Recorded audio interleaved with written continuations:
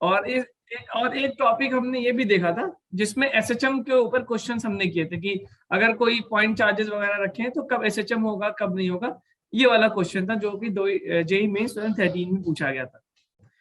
ठीक है, तो उसमें हमने देखा था कि ये अगर नेगेटिव चार्ज से तो ऑसिलेट करेगा कि एसएचएम करेगा, एक पार्टिकुलर कंडीशन थी, कुछ फॉर्मूले आए थे। तो इस तरह क्वेश्चंस हमने कल किए थे। तो अगर समराइज करें तो पिछले क्लास में हमने कूलम्स लॉ पे क्वेश्चंस किए थे और इक्विलिब्रियम के बेस कुछ क्वेश्चंस किए थे। तो आज जो है कूलम्स लॉ पे ही कुछ अलग तरह के क्वेश्चंस जो कि 11th क्लास के कॉन्सेप्ट्स को मिला के होते हैं। जैसे एसएचएम एक 11th क्लास का कॉन्सेप्ट है और कूलम्स लॉ 12th क्लास में पढ़ते हैं, और दोनों को मिला के आपको क्वेश्चन देखे गए थे। तो प्लस उसके बाद हम पढ़ेंगे इलेक्ट्रिक फील्ड के ऊपर क्वेश्चंस पूछे जाते हैं। ठीक है, तो गेट रेडी, तैयार हो जाइए और हम स्टार्ट करते हैं ना। तो आज जो है इलेक्ट्रिक फील्ड के ऊपर ज्यादा क्वेश्चंस करेंगे। पहले शुरुआत करते हैं इलेक्ट्रिक चार्ज, देखते हैं किस तरह क्वेश्चंस पूछे जाते हैं। अच्छा, किसी के दिमाग में कोई सवाल कुछ है तो प्लीज फ्री होके पूछ लें। आज तो हम थोड़े पुराने हो गए। दूसरी क्लास है हमारी चैप्टर का नाम तो है इलेक्ट्रोस्टैटिक्स, चैप्टर नेम तो इलेक्ट्रोस्टैटिक्स, टॉपिक वही है, उसका पार्ट 2 ले सकते हैं इलेक्ट्रोस्टैटिक। बहुत ध्यान से देखिएगा क्लास को क्योंकि जल्दी जल्दी हो रहा है और आपको बहुत फास्ट वे में चीजों को पकड़ना है। और फिर भी कोई डाउट हो तो पूछ सकते हैं बिल्कुल फ्री होके। Electric charges and fields, electric charges and field, आप इसको कह सकते हैं आज दूसरा पार्ट है इसका। ठीक है, तो KQ1 Q2 upon R square हमने देखा था। ठीक है, इक्विलिब्रियम के लिए बेसिक कंडीशन क्या है, नेट फोर्स 0 होना चाहिए। अब एक इसी क्वेश्चन पे बेस हमारे पास दो क्वेश्चंस हैं। पहले क्वेश्चन से ही शुरुआत करते हैं। Let us start with the question. अब ये दो फिगर आपके स्क्रीन पे दिख रहे हैं, एक ट्रायंगुलर शेप का और एक स्क्वायर शेप का है। और इट इज सेइंग कि चारों कॉर्नर पे हम ऐसा करते हैं, स्क्वायर को चूज करते हैं। Let me choose square one, और ट्रायंगल वाला आप खुद से करिएगा। कह रहा what should be the value of Q at the centre for which the system to be in state of equilibrium. ये जो स्क्वायर के चारों किनारों पे चार चार्जेस आपको रखे हुए दिख रहे हैं, Q सेम चार्जेस, तो कह रहा है कि बीच में कितना चार्ज रखूं कि पूरा का पूरा सिस्टम इक्विलिब्रियम में आ जाए। जैसे कल आपको याद होगा जेईई मेंस वाला प्रॉब्लम था जिसमें 19 का क्वेश्चन था, इंड पे चार्जेस रखे हुए थे इस तरह के ना, अगर आपको याद आ रहा हो कि दोनों चार्जेस स्ट्रेट लाइन पे रखे हुए थे। कुछ यहाँ पे पूछ रहा था कि यहाँ थर्ड चार्ज कितना होगा इक्विलिब्रियम में, याद आ रहा है क्या जी? थोड़ा सा ओके। तो करना क्या था कि किसी एक चार्ज पे ये देखना कि टोटल चार्ज फोर्स कितना हो रहा है, उसको कैंसिल करने के लिए हम डिसाइड करते हैं। तो आप इसमें, क्योंकि ये सिमेट्रिक सिस्टम है, किसी एक चार्ज को पकड़ लीजिए और उसको स्टडी करना शुरू कर दीजिए। बिकॉज सिमेट्रिक बॉडी है तो किसी एक को स्टडी करेंगे वो सारा बराबर होगा। तो नंबरिंग कर लेते हैं जरा, 1 2 3 4। अब ये आपको बता दें कि आपके एग्जाम जो आप जेईई मेंस एग्जाम देते हैं उसके बाद उसमें पूछा हुआ प्रॉब्लम है ये। तो एक स्क्वायर के ऊपर क्वेश्चन पूछा गया। तो ऐसा करिए ना, पॉइंट नंबर 2 को स्टडी करिए और मुझे बताइए कि पॉइंट नंबर 2 पे कितने फोर्सेस लगेंगे टोटल और किस किस डायरेक्शन में। 3 फोर्सेस। ओके, क्यू अगर तो 1 और 2 के बीच में लगेगा, 3 और 4 के बीच में लगेगा, और 4 और 2 के बीच में लगेगा। यही 3 फोर्स लगेंगे। Yes sir. तो जरा अच्छा, और आप फोर्स की वैल्यू निकाल सकते हैं KQ1 Q2 upon R square. ठीक है, अच्छा ये डिस्टेंस बता सकते हैं क्या, डायगोनल की वैल्यू कितनी होती है? What is the value of this diagonal? A√2। हाँ, पाइथागोरस से बनाया A और A, पाइथागोरस लगाएंगे तो ये बन जाएगा A√2 या √2A, जो भी आप कहना चाहें। तो अब जरा फोर्सेस निकाल के दिखाएं मुझे कितने फोर्सेस लग रहे हैं इस पे, आप मार्क करिए और मुझे बताएं what is the net force. अभी हम Q को नहीं लाते,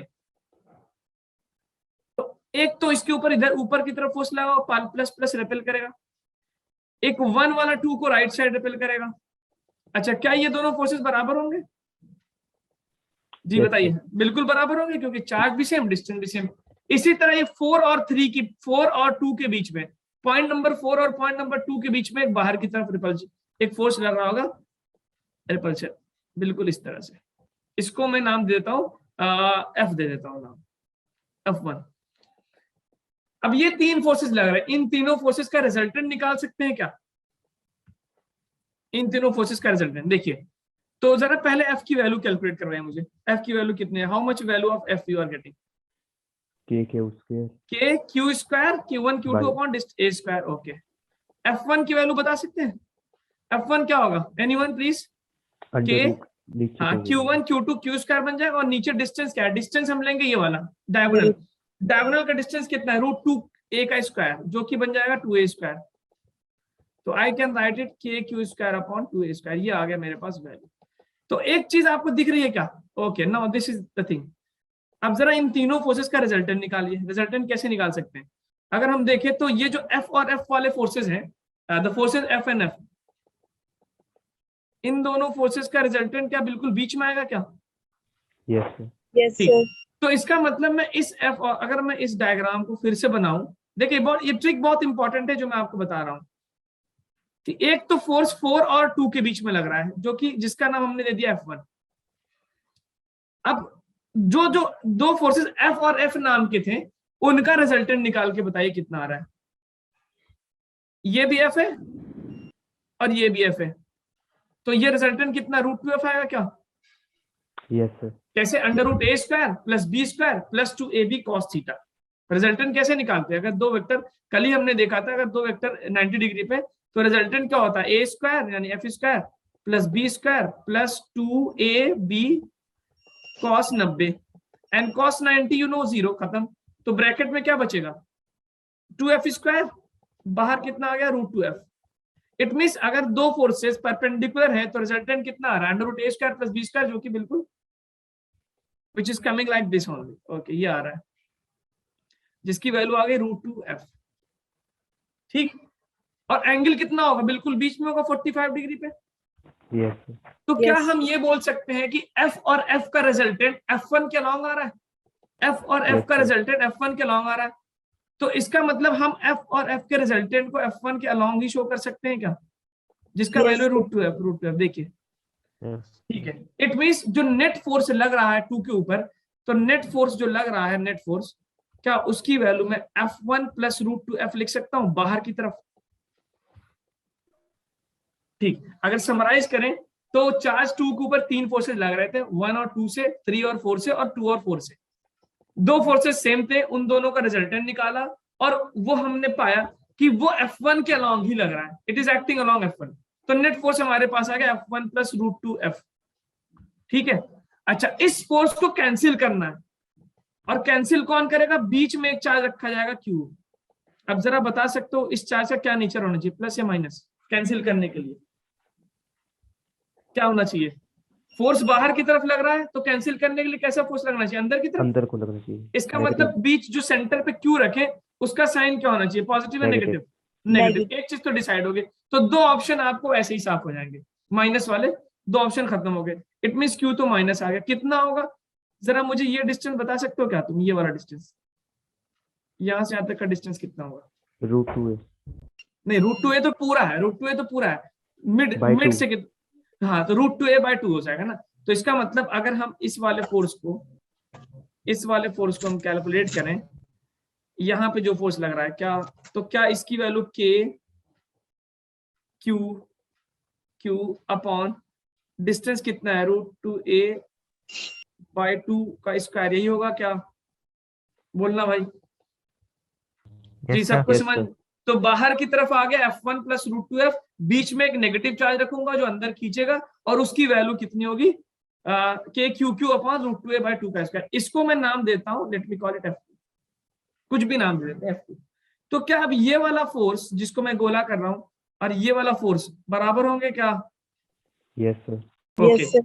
अब पहले आप F1 की वैल्यू बताना। F1 कितना है? मैंने यहाँ ऊपर निकाला है, K square by 2a k square upon 2a square. Okay, और √2f की वैल्यू बगल में निकली हुई है, कितनी है? KQ square upon a square. देखिए, जेई के एग्जाम में मैथमेटिक्स होती है, क्योंकि आप 50 नंबर 50 को सॉरी मैथ्स आपके पास अलग से, तो मैथमेटिकली कंफर्टेबल होना चाहिए आपको। ओके, तो इसकी वैल्यू क्या? KQ square upon a square common ले लूं, बचा क्या? 1/2 और प्लस √2। ये फोर्स है जो बाहर की तरफ लग रहा है, और ये फोर्स है जो अंदर की तरफ लग रहा है। तो अब हम इन दोनों फोर्सेस को इक्वेट करते हैं। इट मींस जो अंदर वाला फोर्स था F2, वो बाहर वाले फोर्स के बराबर होना चाहिए।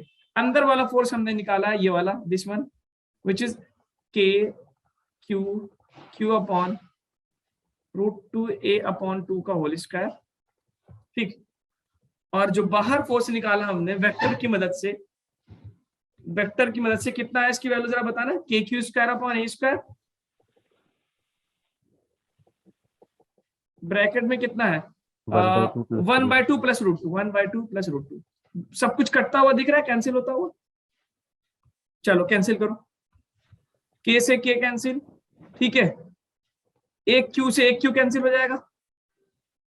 अब हमें दिख रहा है, इसको ओपन कर दे रहा, Q अपॉन √2 का स्क्वायर, √2, हाँ ठीक, 2 इंटू A² और नीचे एक 2 है उसका स्क्वायर का बन गया 4 is equal to Q upon A², bracket में आ गया 1/2 प्लस √2, A² से A² गया, ठीक, 2 1 जा 2 2 जा, ठीक है, तो ये बन जाएगा 2Q, ये डिनोमिनेटर का Q ऊपर चला गया, is equal to Q bracket में 1/2 प्लस √2, ठीक है, आपको Q की वैल्यू मिल गई, simple, you got Q is equal to Q/2 bracket में 1/2 प्लस √2। थोड़ा सा लंबा क्वेश्चन था, लेकिन जेई लेवल में ऐसे प्रॉब्लम पूछे जाते हैं, आप एडवांस लेवल की बात करते हैं तो ये सब प्रॉब्लम आपको बहुत आसान लगना चाहिए। और प्लस साइन होगा कि अच्छा माइनस साइन क्या लगाएंगे, तो ऑप्शन में दोनों दिया रहेगा तो आपको यहाँ माइनस साइन लगाना। अब आप चाहे तो इस 2 के अंदर लेके चले जाए तो इट्स ओके। तो this is the value of charge Q which should be placed at the centre, ठीक है, यस सर। ओके, देख लीजिए, फिर से एक बार देख लीजिए क्या किया हमने पहले नंबरिंग की, फिर हमने देखा किसी एक चार्ज को पकड़ लिया, किसी एक को, बिकॉज सिमेट्रिक है तो जो एक पे बिहेवियर होगा वही सब पे होगा, तो हमने डायग्राम बनाया, ये फोर्स डायग्राम बनाया, फिर उसके बाद देखा रिजल्टेंट निकाला, देखा हमने कि F और F का रिजल्टेंट F1 के अलॉन्ग ही आ रहा है, सारी वैल्यूज निकाली, नेट फोर्स निकाल लिया, फिर हमने देखा कि सेंटर पे जो चार्ज रखना चाहिए वो अंदर की तरफ फोर्स लगाए तो माइनस चार्ज होना चाहिए, ओके, वन थिंग डिसाइडेड, उसकी वैल्यू निकाल ली, और फिर अंदर वाले फोर्स को we calculated that with the बाहर वाला फोर्स, तो finally we achieve this result. आप इसको देखिए, नोट कर लीजिए, और अगर समझ में आ गई है ढंग से तो बताइए, आगे बढ़े दूसरे क्वेश्चन की तरफ। किसी को कोई भी डाउट है, किसी को लग रहा है नहीं सर यहाँ नहीं समझ में आया, माइनस क्यों हो गया, √2 कहाँ से आया, तो बता दे। ओके ठीक है, ओके, चलिए, वेरी गुड वेरी गुड। तो अब देखिए ये ऑप्शन, लास्ट स्लाइड कर दो। अच्छा ठीक, बिल्कुल बिल्कुल। अब आपको ना ट्रायंगल वाला जो है ये आपको सॉल्व करना है, ट्रायंगल वाला मैंने आपको, सर, हाँ ठीक है, डन है ना। अब ट्रायंगल पे जैसे मैंने Thank you, बिल्कुल, sir. Okay okay, thank welcome. तो ये जैसे मैंने स्क्वायर पे किया है उसी तरह ट्रायंगल का क्वेश्चन आपको सॉल्व करना है, और आंसर मैं बता दे रहा हूं, आप इसको सॉल्व करके मैच करिएगा ना। तो आपका पूरा इस तरह का क्वेश्चन पूछा गया है कई बार, तो this type of question will be, मतलब आपके डोमेन आ जाएगा, बिल्कुल हाथ में आ जाएगा ऐसा क्वेश्चन की, ठीक। तो मैं आपको स्लाइड पे उसका आंसर शो कर रहा हूँ ट्रायंगल वाले का, आप ये आंसर नोट कर लीजिए। ट्रायंगल वाले का ऑप्शन आंसर ये आएगा, आप सॉल्व करिएगा और इसको मैच करिएगा, ठीक है। और हमने इसको तो निकाल ही लिया, अभी स्क्वायर वाला तो मैंने निकाल लिया, मैच कर लीजिएगा।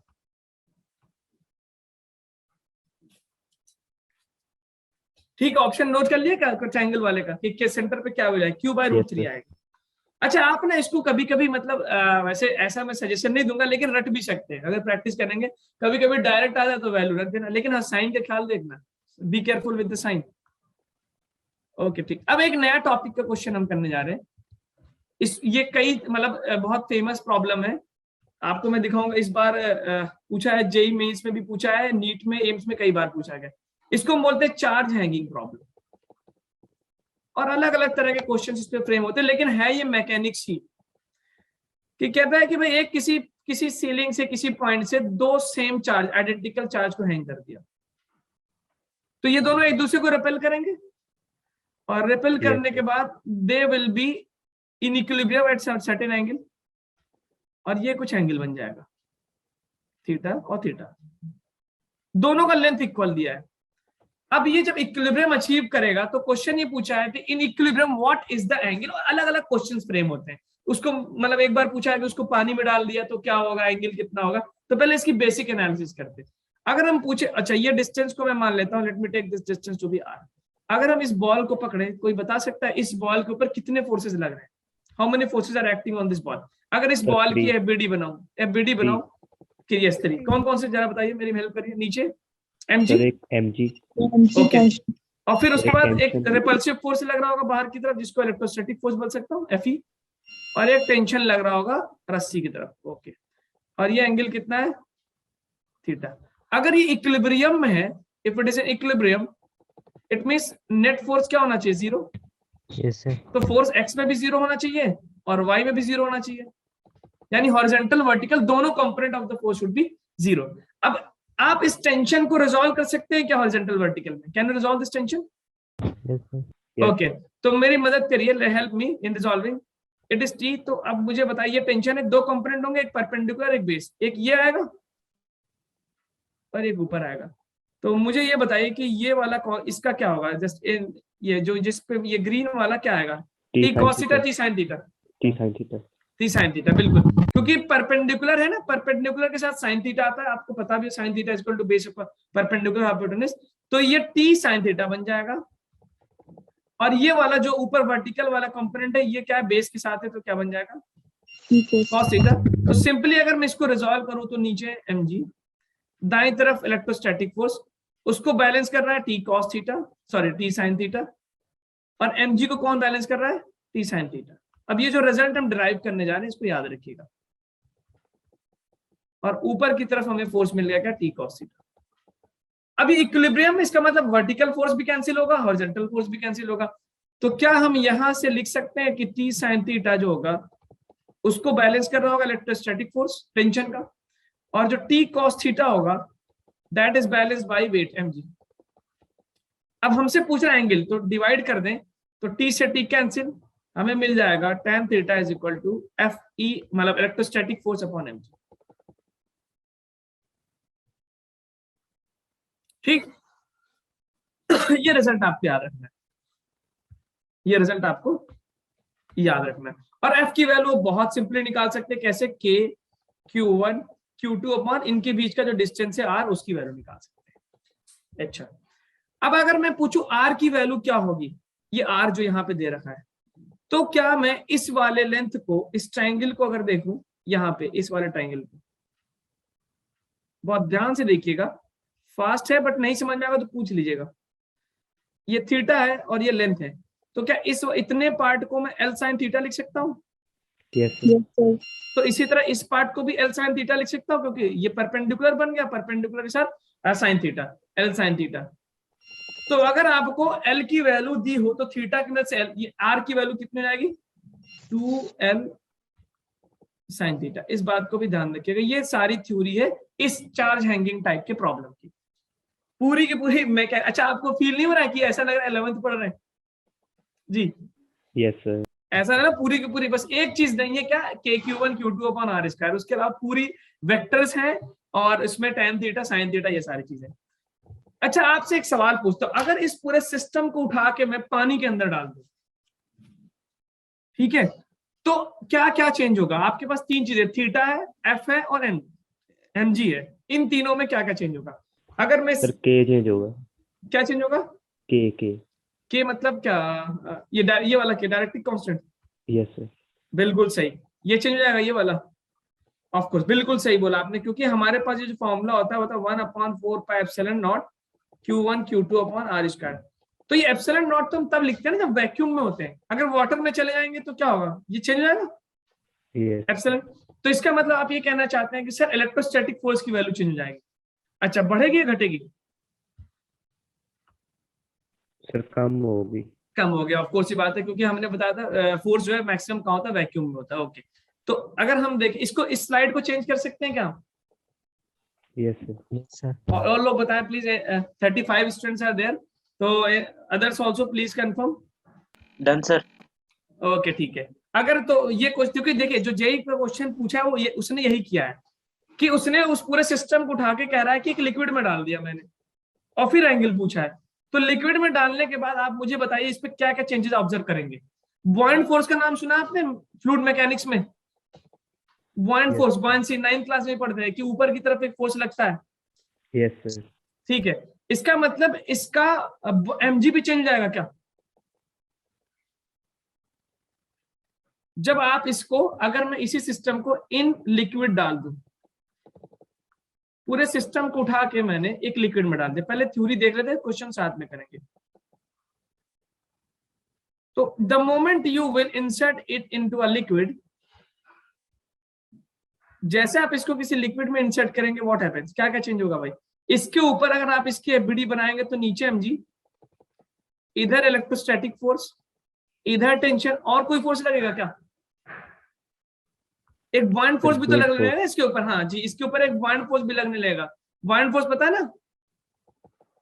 ठीक है, बॉन्ड फोर्स लगने लगेगा। इसका मतलब वेट क्या होगा? तो अब जो tan थीटा आएगा वो सेम आएगा, अलग आ जाएगा? ऑफ कोर्स ही बात है, फॉर्मूला कुछ और होगा। तो now you will get tan theta is equal to, याद रखिएगा formula, tan theta is equal to f upon, नीचे जो होगा वो होगा क्या? mg net. लिफ्ट वाला प्रॉब्लम याद है? जी, जब लिफ्ट ऊपर जाता है तो नेट जी क्या होता है? Yes, sir. क्या होता है? जी प्लस ए। ठीक है, ये कुछ मैं शॉर्टकट बता रहा हूं, याद रखिएगा। ये कब होता है? जब लिफ्ट ऊपर की तरफ एक्सेलरेट हो, और जब लिफ्ट नीचे की तरफ एक्सेलरेट होती है तो क्या बन जाता है? ये जी माइनस है, जी माइनस ए। और फ्री फॉल होता है तो जी नेट कितना आ जाता है भाई? 0 हो जाता है। फ्री फॉल का मतलब जब नीचे आ रहा हो जी से। और एक चीज याद रखिए, जब हम किसी फ्लूइड में डाल देते हैं तो बॉयंट फोर्स की वजह से, ये बहुत इंपॉर्टेंट बात है, मुझे नहीं पता कितने लोग ने ये देखा है, जब हम किसी फ्लूइड में डालते हैं तो ऊपर की तरफ एक बॉयंट फोर्स लगने लगता है, जिसकी वजह से उसका जी चेंज होता है। तो जी नेट की वैल्यू जो मैं लिख रहा हूं उसको याद रखिएगा, जी 1 minus density of fluid upon density of body. ये याद रखिएगा, ये कब लगेगा? In liquid. एफ का मतलब क्या हुआ? फ्लूइड। और बी का मतलब क्या हुआ? उस बॉल का बॉडी का डेंसिटी। याद रहेगा ये? Yes, sir. ठीक। इसका मतलब जब मैं फ्लूइड में डाल दूंगा तो क्या इस, और क्या मेरे पास tan थीटा की वैल्यू ये बन जाएगी क्या? k q1 q2 upon, k की जगह मैं ये लिख दूं क्या? 9 to 10 पावर 9, या फिर k ही लिखते हैं। जी याद आ रहा है? अगर मैं आपसे पूछता हूं, अगर हम किसी फ्लूइड में इंसर्ट करते हैं किसी से, अगर मीडियम को चेंज करते हैं तो वैक्यूम में फोर्स कितना आता था भाई? F0। 8.8 हाँ नहीं, अगर मैं, याद करिए जरा, पहला लेक्चर मैंने आपको, कि अगर वैक्यूम में फोर्स आ रहा है F0, तो मीडियम में कितना फोर्स आता था? F0 बाई क्या आता था क्या? Yes sir. और ये क्या होता था? Dielectric constant.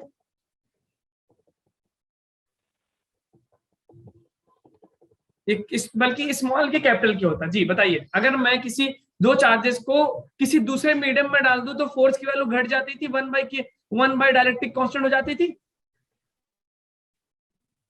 बोलो भाई। जी कम हो जाती थी। कितनी जाती थी? 1/k, यानी डाइलेक्ट्रिक कांस्टेंट से डिवाइड हो जाती थी अगर कोई मीडियम आता था। तो अगर मैं इन सारे कंसेप्ट को समराइज करूं आपके सामने, तो क्या tan थीटा की वैल्यू ये बन जाएगी क्या? जो वैक्यूम में F की जगह मैं F0 बाई डाइलेक्ट्रिक कांस्टेंट लिख दूंगा, ठीक। और नीचे m, g की जगह g नेट में मैं क्या ये लिख दूंगा क्या? ये वाली वैल्यू, बॉयंट फोर्स वाली।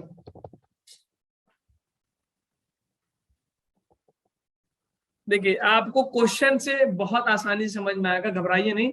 आपको ये स्लाइड आपको हो सकता है थोड़ी सी डरा रही हो कि ये क्या क्या लिख रहे हैं, लेकिन जैसे ही क्वेश्चन कराएंगे यकीन करिए बहुत आसानी से सारी चीजें समझ में आए। बस वेट करिए, 2 मिनट वेट करिए। तो पहला तो फॉर्मूला ये रहा, tan theta equal to F upon m g net. G N का मतलब जी नेट, ओके। लिफ्ट अगर हम ऊपर नीचे लिफ्ट को कर रहे हैं तो g प्लस ए, g माइनस ए, जी नेट 0 ही आता है। किसी लिक्विड में डालते हैं तो बॉयंट फोर्स लगता है, बॉयंट फोर्स में लगने के बाद उसकी g की वैल्यू चेंज होती है, which becomes 1 minus rho fluid. Rho f क्या है? लिक्विड यानी फ्लूइड की डेंसिटी, और b क्या है? बॉल यानी जो ब्लॉक उसकी डेंसिटी। तो लिक्विड में डालने के बाद फोर्स यानी इलेक्ट्रोस्टैटिक फोर्स भी चेंज होगा, और आपका जी नेट भी चेंज। ये स्लाइड नोट होगा तो 2 क्वेश्चन करेंगे और ये सारा कंसेप्ट क्लियर होगा। चलें आगे? Yes, sir.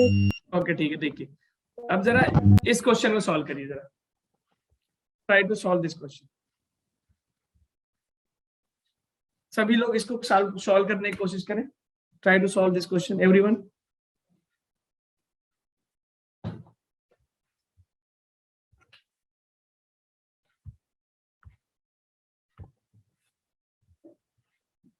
इक्विलिब्रियम का मेंशन है कि भाई इक्विलिब्रियम में है, this system is in equilibrium, तो what will be the charge on any one ball, मतलब दोनों पे this having equal charge, charge is equal on both the spheres.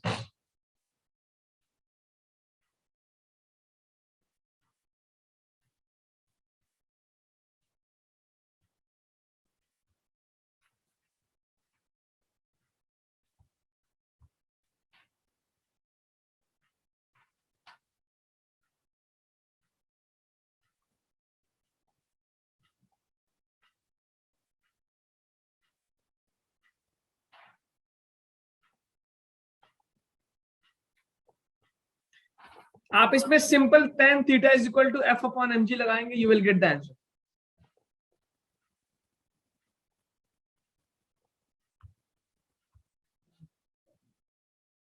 Theta की वैल्यू दे रखी है 30 डिग्री,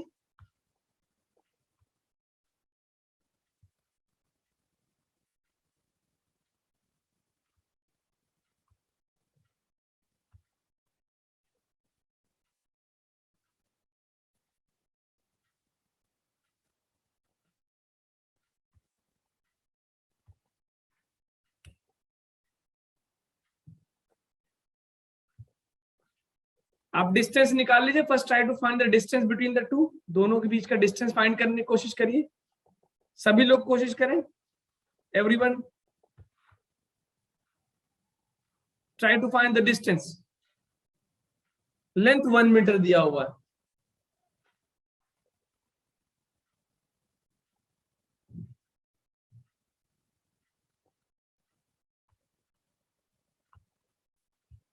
हाँ कोई पहुंच पाया क्या, anyone reaching close to the answer, या बिल्कुल अटेम्प्ट नहीं हो पा रहा है? हो रहा है। ओके ठीक है, चलिए आगे बढ़ते रहिए, आगे बढ़ते रहिए।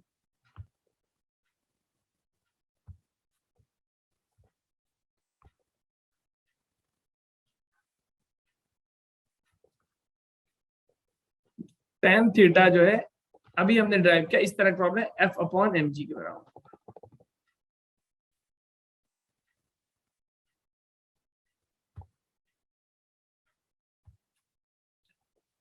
पर एफ की वैल्यू हम निकाल लेंगे K Q one Q two upon R square से।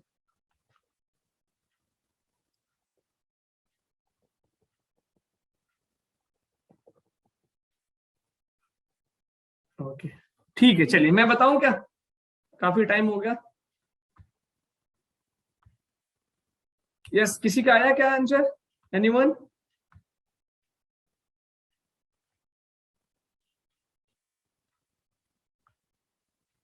ओके थर्ड आ रहा है एरी फुट। ओके ठीक है, चलिए मैं बताता हूँ। ओके सी है, एक हिंट देता हूं आपको, देखिए ये एल है, तो ये डिस्टेंस कितना होगा, एल साइन 30, 2 एल साइन 30 ये भी होगा। Okay Yes, sir. यानी एल बाई 2 हो गया और ये भी एल बाई 2 हो गया, यानी टोटल डिस्टेंस कितना हो गया, L by two L L आ गया, 1 आ गया, ठीक है, यानी डिस्टेंस कितना 1। तो मैंने यहाँ पे 1 का स्क्वायर कर दिया, तो ये मुझे मिल गया एफ की वैल्यू। थीटा कितना देर का 30 डिग्री, तो tan 30 कितना होता है 1/√3, 1/√3 इज इक्वल टू एफ कितना निकाला मैंने, के, दोनों चार्ज बराबर है तो के Q1 Q2 are square upon 1 का 1, एम मुझे दे रखा 1 ग्राम, तो ग्राम को किलोग्राम में कन्वर्ट करना हो क्योंकि SI यूनिट है, तो 1 gram will be equal to how much, 10⁻³ kilogram, लिख सकता हूँ सिंपल। तो 10⁻³ और जी की जगह मैंने रख दिया कितना 10। ओके अब जरा इन सबको एक तरफ ले जाइए and try to solve it, क्योंकि Q square will be equal to 1/√3 into 10⁻³ into 10 upon 9 into 10⁻9। बहुत लंबा क्वेश्चन नहीं था, मुझे बताने में टाइम लग रहा है, otherwise this is not this big question. अब हमें देख सकते हैं कि आई can right 9 into √3, option microcoulomb में, ऑप्शन माइक्रोकूलम में ना, तो ऊपर जरा ये 9 ऊपर जाएगा तो कितना बन जाएगा, 10 पावर -9 -3 into 10.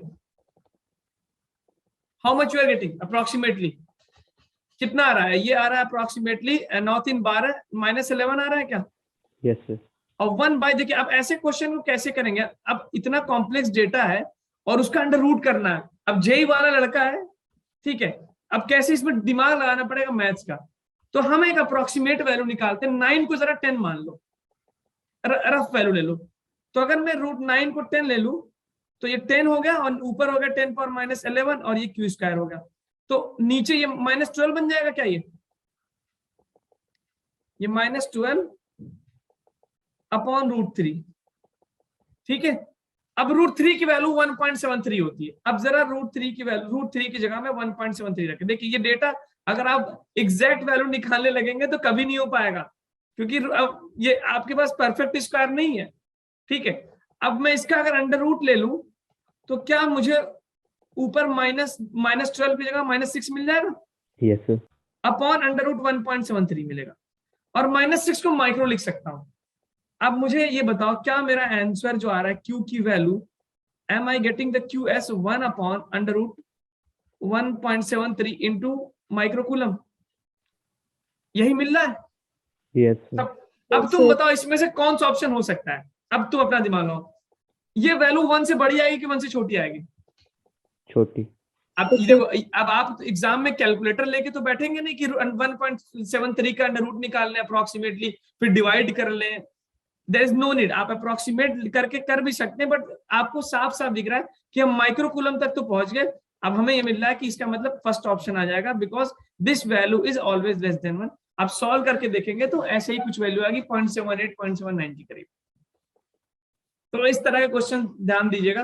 तो यू आर कैसे मैथमेटिकली सॉल्व करते करते हम पहुंचे और हमें माइक्रोकूलम मिला और 1, तो there I got the option will be 1 only. ठीक है, आगे चलें क्या? Yes, sir. अब देखिए, अब एक और क्वेश्चन एसएचएम पे बेस, बहुत ही अच्छे लेवल का क्वेश्चन। अच्छा ये क्वेश्चन, इसको चलिए बाद में कराता हूँ,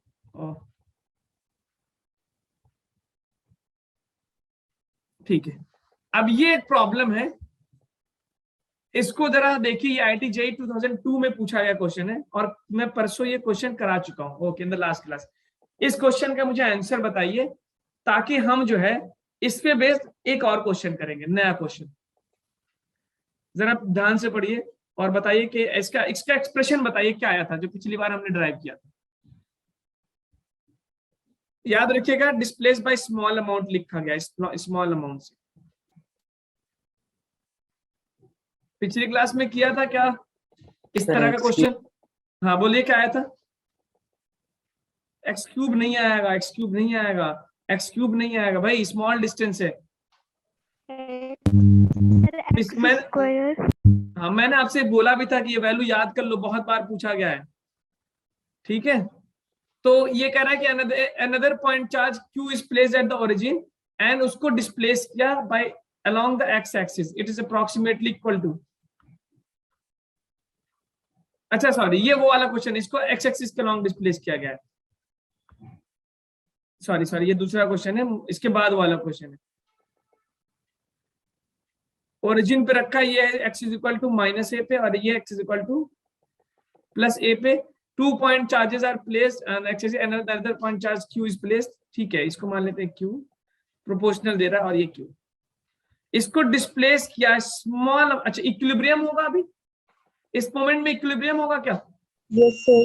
इसको अगर हम स्लाइटली डिस्प्लेस करें x अमाउंट से यहां पे, तो व्हाट हैपेंस, आप मुझे बताइए ये क्या करेगा? ये अपने इक्विलिब्रियम पोजीशन पे वापस आना चाहेगा या भाग जाएगा? इक्विलिब्रियम पोजीशन पे। देखिए ध्यान से, यस बिल्कुल, देखिए ये वाला डिस्टेंस, ये वाला फोर्स इसको इधर धक्का दे रहा है और ये वाला फोर्स इसको इधर धक्का दे रहा है ना।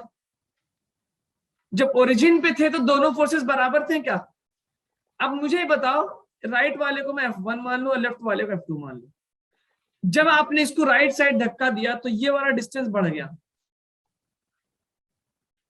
और ये वाला डिस्टेंस जो है घट गया।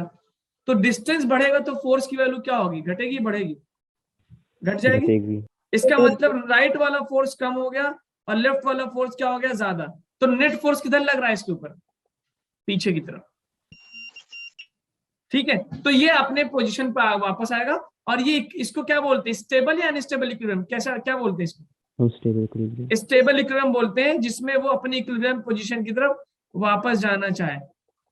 तो अगर हम इसमें निकालें नेट फोर्स की वैल्यू क्या होगी, क्या इसको मैं F1 माइनस F2 बोल सकता हूं, और F1 की जगह में क्या K Q upon X plus A का होल स्क्वायर बोल सकता हूं, और F2 को, क्योंकि ये डिस्टेंस क्या होगा, पहले A था और X आगे बढ़ा दिया, तो टोटल कितना हो गया, X प्लस A। ठीक, और सॉरी F2 की, हाँ, और F2 वाला जो फोर्स लग रहा है राइट साइड से, क्या उसको मैं K Q और X माइनस, उल्टा लिख रहा हूं, A माइनस एक्स होगा बेसिकली, ये X माइनस A नहीं, A माइनस एक्स होगा, क्योंकि A पहले था, और इट विल बी नाउ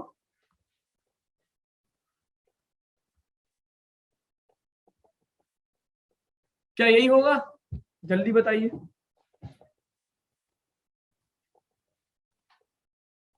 एक तरफ आगे गया तो ये डिस्टेंस एक दोनों पहले A और A थे, जिधर गया है वो X प्लस हो जाएगा, और एक तरफ A माइनस एक्स हो जाएगा, A प्लस और A माइनस एक्स। इसको सॉल्व कर सकते हैं क्या, K Q 1 upon A plus का whole square minus 1 upon A minus x का होल स्क्वायर। एलसीएम ले लेंगे क्या इसका, एलसीएम? जी बताइए, इसको सॉल्व कर लेंगे, कराएं छोड़ दें हम इसको, जल्दी बताइए। कराइए जरा, ओके ठीक है, इसको एलसीएम ले लो जरा, एलसीएम लेके सॉल्व करो जरा, देखो के क्यू अब नीचा है A प्लस एक्स का whole square minus 1 upon A minus x का होल स्क्वायर।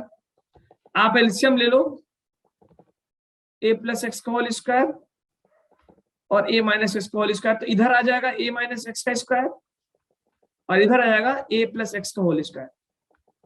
बहुत मजेदार सवाल है ये, मैथमेटिक्स का अलजेब्रा बहुत अच्छे से इन्वॉल्व हो रहा है। ओके, ओपन नीचे को, अच्छा A प्लस बी और A माइनस बी को क्या लिखते हैं, A square minus B square. तो क्या इसको मैं A square minus B square into A square minus B square लिख सकता हूँ क्या, जल्दी बताओ, नीचे वाले को फटाफट लिख सकता हूँ। ओके, अब ऊपर वाले को ओपन करो जरा, ऊपर वाले को क्या बन जाएगा, A square plus B square minus 2AB, और इसको ओपन किया मैंने तो ये बन गया A square plus B square plus 2AB। कुछ कैंसिल होता हुआ दिख रहा है क्या, ऊपर ऊपर जल्दी बताओ। 2ax, हाँ, A स्क्वायर गया, एक्स स्क्वायर गया, माइनस माइनस 4x आ गया क्या, yes sir. Minus 4ax upon, इसको मैं लिख सकता हूँ A square minus X square का होल स्क्वायर। ये आ गया फाइनल फोर्स आपका उसके ऊपर, यानी फाइनली आ गया minus 4a upon A square minus square का होल स्क्वायर। सिंपल मैथमेटिक्स था। अब आपसे क्वेश्चन में एक चीज दिया गया है, क्या कह रहा है क्वेश्चन, कि अगर स्मॉल डिस्प्लेसमेंट है, स्मॉल डिस्प्लेसमेंट है, तो स्मॉल डिस्प्लेसमेंट के लिए क्या आप ये मान सकते हैं कि A is much much more than x, x बहुत छोटा है, ये जो डिस्प्लेसमेंट आपने एक्स किया that is much much small. Yes, sir. Okay ठीक, ये पोटेंशियल एनर्जी पे क्वेश्चन है, लेकिन मैं फोर्स क्यों डिराइव करवा रहा हूँ, पोटेंशियल एनर्जी के फॉर्मूले में K/Q/x आता है।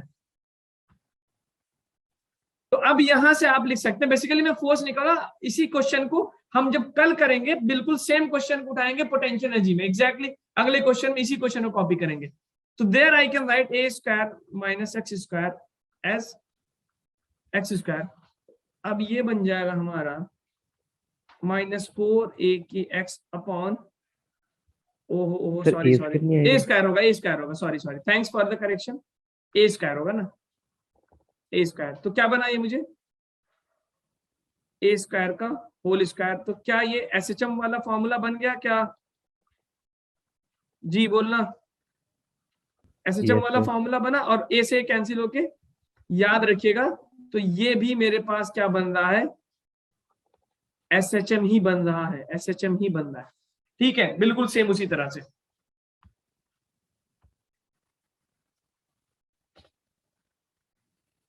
ठीक है, देख लिया क्या? Yes, sir. ओके ठीक। अब देखिए इस क्वेश्चन पे बेस्ड, अब एक क्वेश्चन देखिए पिछले साल आपका जेईई मेंस में एग्जैक्ट सेम क्वेश्चन देखिए 2002 में पूछा था। कल मैंने आपको एक और क्वेश्चन कराया था, ये 2021 अभी जो जेईई हुआ है उसमें ये क्वेश्चन पूछा गया है, बिल्कुल सेम।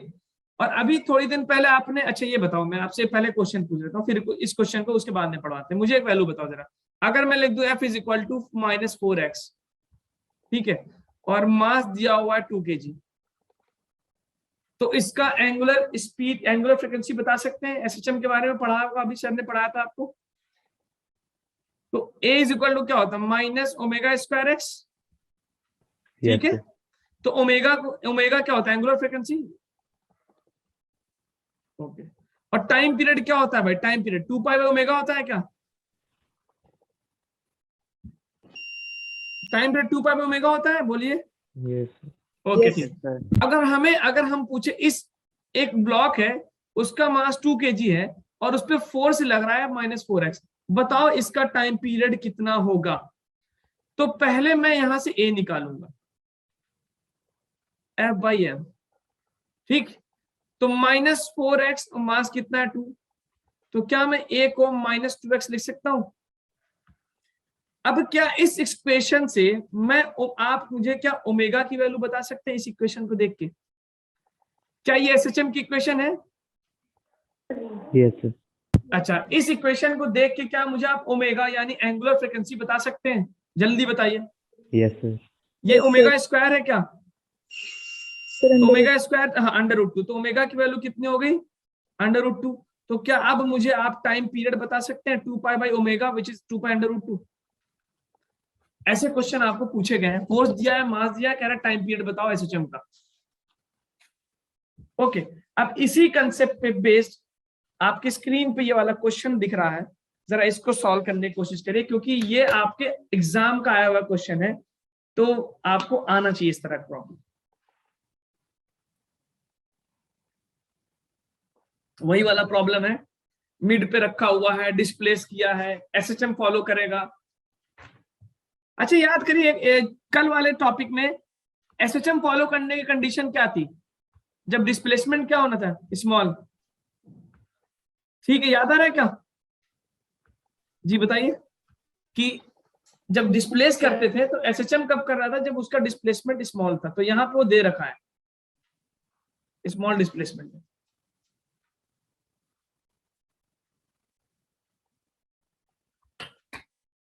सर इस क्वेश्चन को सॉल्व करने की कोशिश करिए फटाफट फटाफट।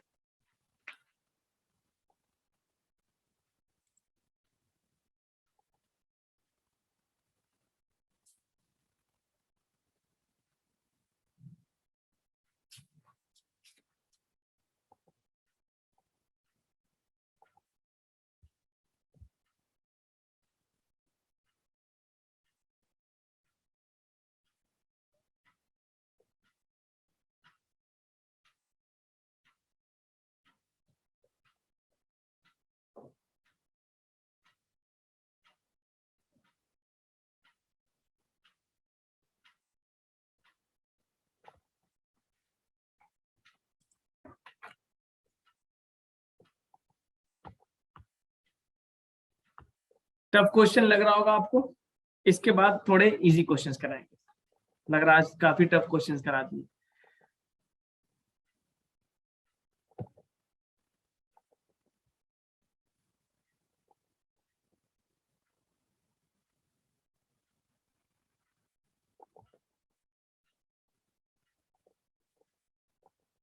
तो 2 इलेक्ट्रॉन्स को हमने रख दिया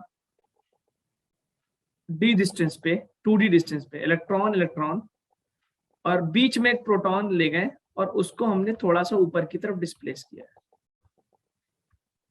थोड़ा सा ऊपर की तरफ डिस्प्लेस किया ऐसे। तो नेट फोर्स नीचे की तरफ लगेगा क्या? बताना जरा, जी बताइए। नेट फोर्स नीचे लगेगा क्योंकि वो कह रहा है मिड पॉइंट पे रखा, उसको परपेंडिकुलरली थोड़ा सा ऊपर ले गए ना, तो ये एसएचएम फॉलो करने लगेगा ऊपर नीचे। ये डिस्टेंस डी है, ये डिस्टेंस डी। तो क्या आप मुझे बता सकते हैं, कल मैंने फॉर्मूला डिराइव किया था इस फोर्स का, तो ये कितना आया था, कैन एनीवन टेल मी? मैं आप कल की नोट्स देखेंगे, उसमें मैं डायरेक्ट फॉर्मूला लिख रहा हूं, उसमें लिखा था 2k Q Y upon X square plus A square की पावर 3/2। ये फॉर्मूला आपको याद होना चाहिए। अगर आपको नहीं याद है तो कल मैंने इसको डिराइव कराया था एग्जाम कॉपी में, पीडीएफ में आप देख लीजिएगा कैसे डिराइव कराया था, कंपोनेंट वगैरह cos थीटा करके। ठीक है, यहां पे ए की जगह डी दे रखा है तो मैं इसको डी कर देता हूं, ए की जगह डी दे रखा है, और एक माइनस साइन लगा दूंगा, क्यों? क्योंकि नीचे की तरफ है। अच्छा, अब इसमें क्या चेंज करें हम, व्हाट चेंज? इसको भी, सॉरी, इसको एक्स वाई था, ये इसको हम एक्स लिखेंगे ना, वाई ने एक्स लिखेंगे, तो डिस्प्लेसमेंट एक्स है। तो क्योंकि हमारा एक्स की वैल्यू बहुत स्मॉल है, तो x square plus D square को मैं क्या लिख दूंगा, it will become simply D square. तो अब जरा आगे वाले स्लाइड पे आते हैं, तो F is equal to -2k Q X upon X square plus D square को डी स्क्वायर लिख देंगे, डी स्क्वायर की पावर 3/2। तो क्या ये बन रहा है k x upon D cube बन गया। अब क्या ये पूरा पहले वाला टर्म, अच्छा एक्सेलेरेशन निकालना है तो 4 से डिवाइड कर दो, तो क्या ये मेरा term 2k upon M D cube बन जाएगा। क्या ये पूरा का पूरा टर्म ओमेगा स्क्वायर है क्या? जी यही है, यही है। और क्वेश्चन क्या पूछा है, एंगुलर फ्रीक्वेंसी पूछा है, ओमेगा स्क्वायर ही तो पूछा है, तो मुझे यहां से मिल गया ये जो पूरा का पूरा टर्म है, ये ए इज इक्वल टू क्या होता है, माइनस ओमेगा स्क्वायर एक्स होता है। तो ये पहले वाला टर्म जो है एसएचएम के इक्वेशन में ये बन गया ओमेगा स्क्वायर। बहुत ध्यान से देखना, अब वैल्यू रखते हैं जरा, 2k की जगह रख दिया मैंने 1/4πε0। इलेक्ट्रॉन और प्रोटॉन का चार्ज सेम होता है ई के बराबर, तो ई इंटू ई लिख सकता हूं, अपॉन मास की जगह mass into D cube, that is equal to omega square. तो मुझे मिल गया 2 से 2 cancel, E square upon 2πε0 M D cube is equal to omega square. बताइए, अगर इक्वेशन याद होती तो क्या ये क्वेश्चन बहुत आसान था, बस एसएचएम का एक कंसेप्ट अप्लाई करना था।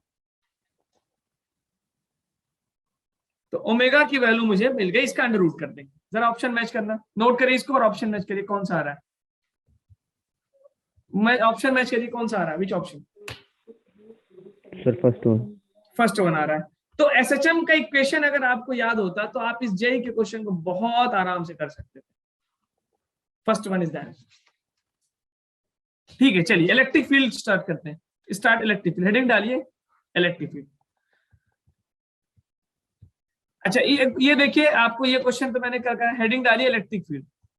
ये नोट हो गया क्या जी? सबने नोट कर लिया, इसको समझ लिया? आगे बढ़े क्या? किसी को नहीं समझ आया तो पूछ ले, ठीक है। तो एसएचएम अभी आपने अभी रिसेंटली पढ़ा तो आपको बहुत अच्छे समझ में आया होगा ये। नो, इलेक्ट्रिक फील्ड हेडिंग डालिए। ओके, और कोई मुझे बताया कि इलेक्ट्रिक फील्ड को हम किस तरह डिफाइन करते हैं, how we define electric field. अगर कोई चार्ज क्यू दिया हुआ है, उससे किसी डिस्टेंस आर पे हम पूछे what is the electric field, तो कैसे डिफाइन करते हैं इलेक्ट्रिक फील्ड, जरा बता सकता है कोई? How we define electric field at any point. कोई चार्ज अपने आसपास इलेक्ट्रिक फील्ड प्रोड्यूस करता है, कैसे डिफाइन करते हैं? हम यहाँ पे एक टेस्ट चार्ज रखते हैं, और ये चार्ज, इस टेस्ट चार्ज पे कोई फोर्स लगाएगा, that will be given by Coulomb's law. We define electric field as force per unit charge, force per unit charge. और इसमें एक बात का ख्याल रखा जाता है कि जो टेस्ट चार्ज है that should be very very small, approaching to zero, limit zero. कोई बता सकते, कोई लॉजिक बता सकते क्यों ऐसा करते हैं? जब हम इलेक्ट्रिक फील्ड डिफाइन करते हैं फोर्स अपॉन चार्ज, तो टेस्ट चार्ज की वैल्यू बहुत स्मॉल रखते हैं, क्यों? Why this is happening? Sir क्योंकि हमें सोर्स चार्ज की फोर्स लेनी होती है। जी हाँ, ताकि वो सोर्स चार्ज को अफेक्ट ना करे, ताकि वो सोर्स चार्ज की इलेक्ट्रिक फील्ड को डिस्टर्ब ना करे, यही कहना चाह रहे हैं ना। सो दैट टेस्ट चार्ज, ये क्वेश्चन लॉजिकल है, पूछा भी जा सकता है। So that test charge does not disturb the electric field of source charge. ये रहा। तो यहां से हम F is equal to Q E भी लिख सकते हैं, F is equal to Q E भी लिख सकते हैं। ओके अच्छा, इलेक्ट्रिक फील्ड लाइंस का डायरेक्शन पता है? पॉजिटिव चार्जेस से क्या होता है, बाहर की अंदर की तरफ। इलेक्ट्रिक फील्ड लाइंस आपको पता है पॉजिटिव चार्जेस से किधर जाते हैं, बाहर की तरफ, रेडियली बाहर, और नेगेटिव से किधर आते हैं, अंदर की तरफ। अच्छा, और ये भी पता होगा इलेक्ट्रिक फील्ड लाइन जितना क्लोज होंगी उतना ज्यादा इलेक्ट्रिक फील्ड लाइन की वैल्यू होगी। यूनिट क्या होगा इलेक्ट्रिक फील्ड लाइन की? न्यूटन पर कूलम, या फिर इसको हम वोल्ट पर मीटर से भी लिखते हैं। इसकी यूनिट न्यूटन पर कूलम होता है या फिर वोल्ट पर मीटर, रिवीजन के तौर पे। अब इलेक्ट्रिक फील्ड लाइन इस तरह डिफाइन होती है। अगर हम कहें पॉजिटिव चार्जेस से इलेक्ट्रिक फील्ड लाइन बाहर की तरफ और नेगेटिव चार्जेस से इलेक्ट्रिक फील्ड लाइन अंदर की तरफ होती है। अगर हम दो इक्वल चार्जेस ले ले, प्लस क्यू और प्लस क्यू, और इनका इलेक्ट्रिक फील्ड बनाए, तो आपको साफ साफ दिख रहा होगा दोनों एक दूसरे को रिपेल करेंगे, इलेक्ट्रिक फील्ड लाइंस। और जो ये क्या है, इस पॉइंट को क्या मैं न्यूट्रल पॉइंट बोल सकता हूं क्या? क्योंकि दोनों इलेक्ट्रिक फील्ड लाइंस कैंसिल कर जाएंगे। ओके ठीक, और ये बिल्कुल सिमेट्रिक होगा। सिमेट्रिक होने का मतलब जो न्यूट्रल पॉइंट आएगा वो बिल्कुल बीच में आएगा, और दोनों प्लस के चार्जेस हैं, तो प्लस से प्लस बाहर निकला और बीच में दोनों एक दूसरे को रिपेल करके डाइवर्ज कर देंगे इलेक्ट्रिक फील्ड लाइंस। अच्छा, अगर यही दोनों प्लस माइनस इक्वल है, जिसको हम डाइपोल बोलते हैं, डाइपोल समझते हैं, equal and opposite charges, equal and opposite charges, तो माइनस से निकल के प्लस में जाएगा, प्लस से निकल के माइनस पे। और एक बात जो है वो they all will be symmetric. Symmetric का मतलब एक बीच में लाइन खींचेंगे तो ये मिल जाएगा। ओके तो ये रहा ना। अब आते हैं जरा इस इलेक्ट्रिक फील्ड लाइंस के ऊपर कुछ क्वेश्चन देखते हैं। तो दो इंपॉर्टेंट पॉइंट, अच्छा एक और important point electric field line से, वो बहुत ही इंपॉर्टेंट पॉइंट है। एक तो आप समझ गए कि अच्छा यूनिफॉर्म इलेक्ट्रिक फील्ड लाइन से तो क्या होंगे, वो पैरेलल होंगे कि नॉन पैरेलल होंगे? अगर ये इलेक्ट्रिक फील्ड लाइंस हाँ पैरेलल होंगे, अगर आप ऑफ कोर्स, और नॉन पैरेलल है मतलब नॉन यूनिफॉर्म है, तो अगर इलेक्ट्रिक फील्ड लाइंस पैरेलल है it means the field is uniform, बिल्कुल यूनिफॉर्म है, हर जगह वैल्यू क्या है, सेम। और अगर वो कुछ इस तरह से हो रहे हैं, डाइवर्ज हो रहे हैं, तो डाइवर्ज होने का मतलब क्या है, जहां पे इलेक्ट्रिक फील्ड लाइंस ज्यादा है वहां पे इलेक्ट्रिक फील्ड की वैल्यू ज्यादा होगी, और इसका मतलब E1 मोर देन E2। जहां पे इलेक्ट्रिक फील्ड लाइंस क्लोज होते हैं वहां पे इलेक्ट्रिक फील्ड की value there it is more. अब मैं आपको कुछ पॉइंट्स दे रहा हूं, प्लीज इसको याद रखिएगा। कंडक्टर के लिए कुछ प्रॉपर्टीज होती है। कंडक्टर समझते हैं, फ्री चार्जेस जिसमें होते हैं। पहली प्रॉपर्टी ये है कि कंडक्टर के अंदर कोई भी चार्ज अगर आप देंगे कंडक्टर को, तो वो चार्ज कंडक्टर के अंदर जाके रिजाइड करेगा या सारा का सारा चार्ज सरफेस पे होगा? कोई रिकॉल कर सकता है कि अगर हमने किसी कंडक्टर को चार्ज दिया तो the whole charge will be on the surface, या फिर चार्ज अंदर भी जाके रिजाइड कर सकता है, रह सकता है? No sir. ठीक, तो अब मैं आपको अगर नहीं याद है तो इस बात को याद रखिएगा, किसी भी कंडक्टर पे ई चार्ज ऑलवेज ऑन सरफेस, याद रखिएगा, चार्ज कभी भी चार्ज अंदर नहीं हो सकता, ऑलवेज ऑन सरफेस। इसको प्रूव करेंगे गॉस लॉ से, जब गॉस लॉ पढ़ाएंगे तो वहां पे प्रूफ करेंगे। सर अंदर तो इलेक्ट्रिक फील्ड जीरो होगी, तो हाँ अब जी, अब फिर क्या होगा, दूसरा बिल्कुल सही कहा आपने। और इसके अंदर जो है कंडक्टर के इनसाइड जो है वो इलेक्ट्रिक फील्ड क्या होगी, जीरो। ये दूसरा इंपॉर्टेंट पॉइंट, इनसाइड में इलेक्ट्रिक फील्ड क्या होती, जीरो। और तीसरा इंपॉर्टेंट पॉइंट क्या है, उसके सरफेस पे इलेक्ट्रिक फील्ड लाइंस परपेंडिकुलर होती हैं। On the surface electric field lines जो होती हैं दे आर व्हाट, परपेंडिकुलर। अच्छा, ये अगर डाइलेक्ट्रिक है या इंसुलेटर है, डाइलेक्ट्रिक इंसुलेटर को, तो कुछ भी हो सकता है, अंदर भी हो सकता है बाहर भी, anything is possible, anything is possible. Okay ना, अगर हम आपसे एक डायग्राम बनाएं, ये मान लो एक आयरन का ब्लॉक है और इधर से इलेक्ट्रिक फील्ड आ रही है, मुझे बताइए कौन सी इलेक्ट्रिक फील्ड पॉसिबल है। मैं नंबरिंग कर रहा हूं 1 2 3 और एक इलेक्ट्रिक फील्ड ऐसे आई, ये गई। कौन सी इलेक्ट्रिक फील्ड पॉसिबल है? 1 2 3 4, इन चारों पॉइंट्स को जरा कंसीडर करके बताइए। विच electric field is possible? This is an iron, मैं बोल सकता हूँ आयरन ब्लॉक है, यानी कंडक्टर है। पहला वाला पॉसिबल हो सकता है क्या? No sir. नहीं। ओके, हाँ बिल्कुल। अभी आपने देखा कि इलेक्ट्रिक फील्ड हमेशा सरफेस के परपेंडिकुलर होगा, तो यहाँ पे परपेंडिकुलर नहीं है, तो दिस इज रॉन्ग, खत्म। Okay, what about the second one? Second one, is the second one possible in any case? No, sir. क्यों? क्योंकि अंदर इलेक्ट्रिक फील्ड नहीं हो सकती, तो सेकंड वाला भी पॉसिबल नहीं है। What about the third one? Yes, sir. Yes, क्योंकि इलेक्ट्रिक फील्ड अंदर भी नहीं और परपेंडिकुलर भी है, तो दोनों कंडीशन सेटिस्फाई, थर्ड पॉसिबल है। और फोर्थ वाला? No, sir. नो, क्योंकि ये भी अंदर पॉसिबल नहीं है। तो इस तरह का इलेक्ट्रिक फील्ड पॉसिबल होगा। ठीक है, अब आप उस पे 3 क्वेश्चन हम देखेंगे इलेक्ट्रिक फील्ड लाइंस पे। आगे चले? Yes, sir. Okay, yes sir. Okay, thanks.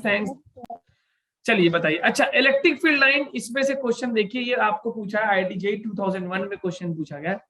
3 positive charges है which are placed on the corner of a triangle, the resulting lines of force, यानी उसी को बोलते हैं लाइंस ऑफ फोर्स, का मतलब होता है electric field line. Lines of force उसी को बोलते हैं इलेक्ट्रिक फील्ड लाइंस। इसमें से कौन सा इलेक्ट्रिक फील्ड लाइन पॉसिबल हो सकता है? 3 पॉजिटिव चार्जेस है। इलेक्ट्रिक फील्ड लाइंस, एक बात और बता दूं, कभी क्लोज लूप नहीं बनाते, क्योंकि पॉजिटिव से निकल के नेगेटिव पे खत्म होते हैं। एक और हिंट दे दे, electric field lines never form close loop, never form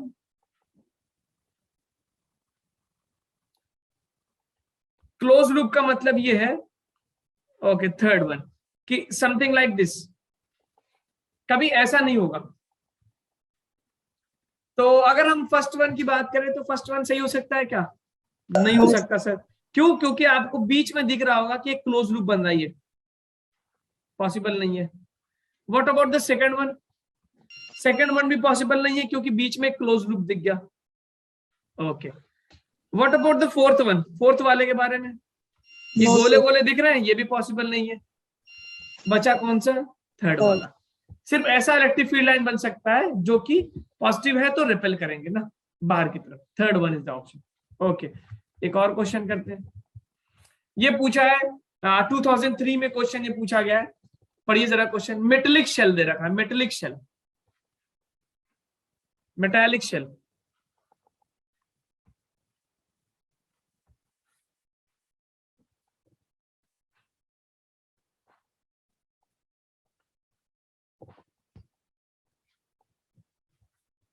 sir A लग रहा है। अच्छा, वो चारों प्रॉपर्टी याद करिए।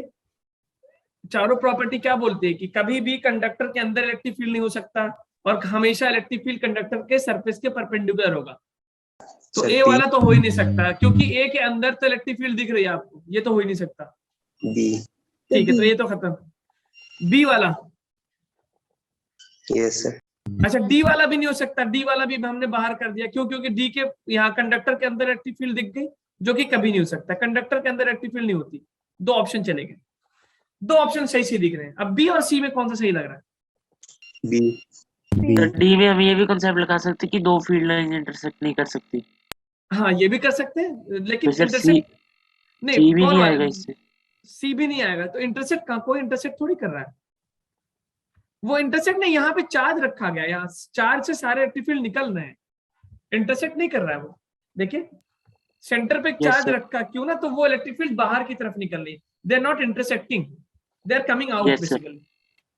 तो इसमें भी मेटल वाली बात है। तो क्या यहाँ पे देखिए, दूसरा कंसेप्ट क्या है कि सरफेस पे इलेक्ट्रिक फील्ड हमेशा परपेंडिकुलर होना चाहिए। अब देख के बताओ दोनों में कहा किस में परपेंडिकुलर है? क्या यहाँ पे परपेंडिकुलर बना रहे हैं? नहीं। क्या ये परपेंडिकुलर है? नहीं है।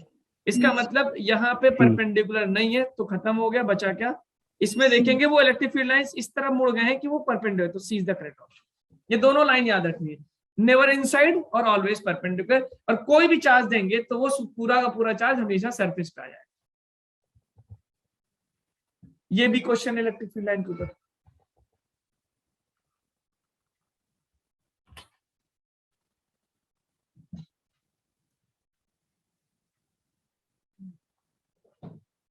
अब देखिए, ये इलेक्ट्रिक फील्ड लाइन सिमेट्रिक नहीं है, सिमेट्रिक नहीं है। सिमेट्रिक होगा तो इसका मतलब दोनों बराबर अमाउंट के हैं। ये बी की तरफ झुका हुआ है, इलेक्ट्रिक फील्ड लाइन बी की तरफ दबे हुए हैं। और एक और हिंट है क्या, कि जहां इलेक्ट्रिक फील्ड लाइन ज्यादा होते हैं वहां पे इलेक्ट्रिक फील्ड की वैल्यू ज्यादा होती है।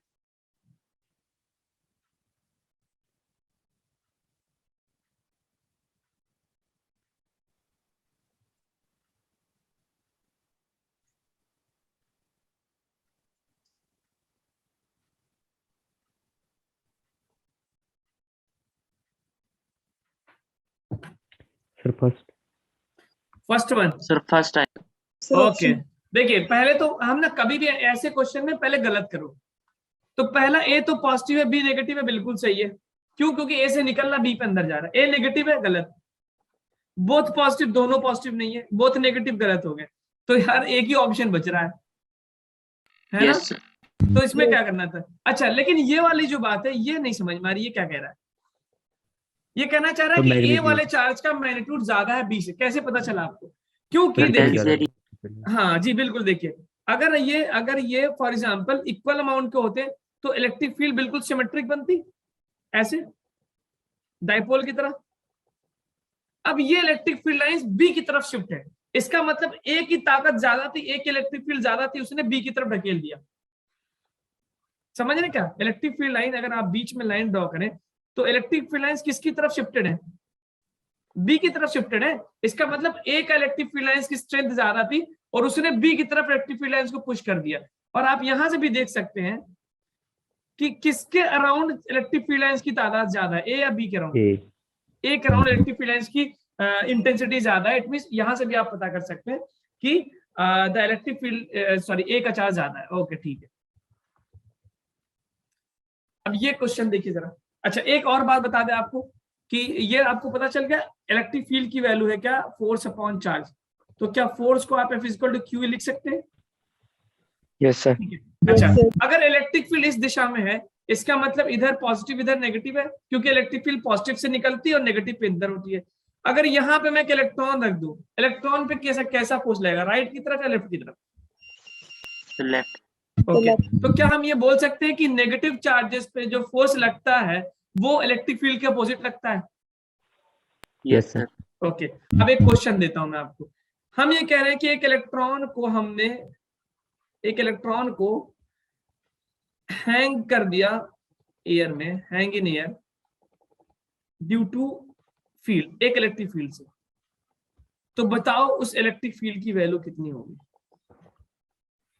और उसका डायरेक्शन क्या होगा? मतलब एक इलेक्ट्रॉन को छोड़ा और वो रुक गया हवा में, तो इलेक्ट्रिक फील्ड किधर होगी और उसकी वैल्यू कितनी होगी? सोच के बताओ। इलेक्ट्रिक फील्ड किधर होगी? F इक्वल टू क्यू ही लगना है। सर अपवर्ड डायरेक्शन में होगी। अच्छा, क्यों? बिल्कुल से, क्योंकि mg किधर लग रहा है? नीचे। तो इलेक्ट्रिक फील्ड किधर लगना है? ऊपर। अगर आप इलेक्ट्रिक फील्ड अपवर्ड लगा देंगे तो ये क्या करेगा? फोर्स किधर लेगा? इलेक्ट्रॉन को ऊपर है नीचे? फोर्स नीचे लग जाएगा ना, क्योंकि पॉजिटिव खींच लेगा तो फोर्स नीचे ही लग जाएगा, तो वो तो खींच जाएगा, उसको रोकेगा थोड़ी। mg को कैंसिल करना है, इसका मतलब इलेक्ट्रिक फील्ड को नीचे नहीं ऊपर, सॉरी, इलेक्ट्रिक फील्ड को किधर लगना पड़ेगा? नीचे की तरफ लगना पड़ेगा। तो ये प्लस और ये माइनस, तो एक इलेक्ट्रिक फील्ड, ये इलेक्ट्रिक फील्ड ऊपर की तरफ फोर्स लगा देगा क्या? Fe, जिसकी वैल्यू क्या मैं QE लिख सकता हूं।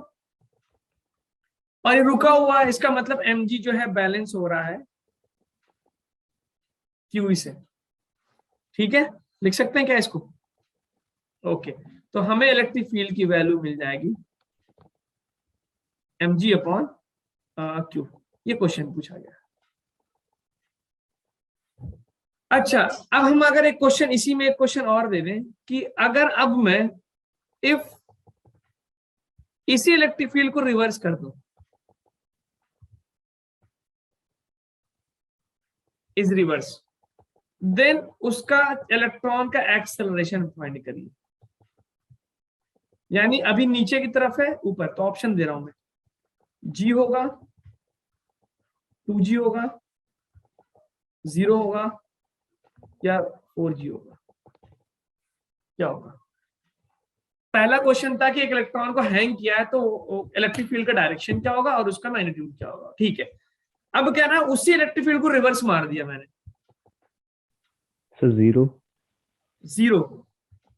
इसका मतलब आप कहना चाह रहे हैं वो रुका है वो वहीं पे, क्योंकि 0 होने का मतलब यू वांट टू से कि वो वहीं रुका हुआ है। कहने का मतलब है कि इलेक्ट्रिक फील्ड अभी किधर थी, नीचे की तरफ, अब उसने इलेक्ट्रिक फील्ड को ऊपर कर दिया, लेकिन उसकी उसकी वैल्यू यही रखी, वैल्यू वही है, पीछे वाली वैल्यू इज सेम, वैल्यू वही है जो पहले थी, mg/q, वैल्यू वही है।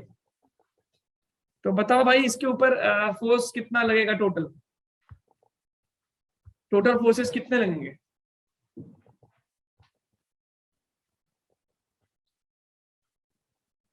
जी, इलेक्ट्रिक फील्ड इस पे किधर फोर्स लगाएगा, ऊपर या नीचे?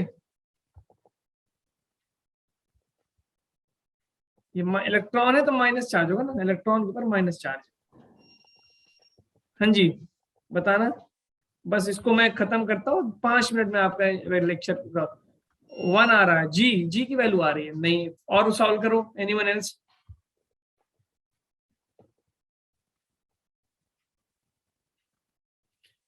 देखिए, अब आप अगर इलेक्ट्रिक फील्ड रिवर्स कर देंगे तो नीचे एक mg तो लग ही रहा था, इसके साथ साथ एक QE नीचे की तरफ लगने लगेगा। हाँ जी, लगेगा कि नहीं बताओ? क्यों?